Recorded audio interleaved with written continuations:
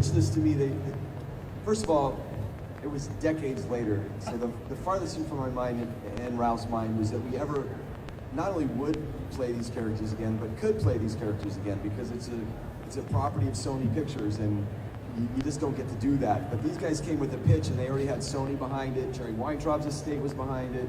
Everybody was ready to go, and they just needed to get me and Ralph first to jump in. So we went to this Mexican restaurant in the Valley in LA, and we all sit down, and you know, Josh Heald did Hot Tub Time Machine, which I was lucky enough to do a little part in. And John and Aiden did what was their thing, the Harold and Kumar franchise and all that. So I thought it was maybe a sequel to one of those things.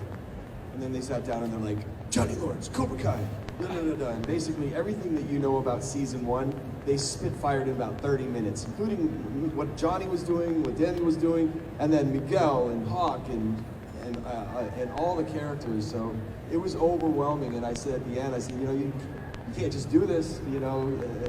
So there was like this little part of Johnny inside of me that was jumping up inside. But we both stepped into it really cautiously, because we really protective of the Karate Kid and what that means to everybody, what it means to us.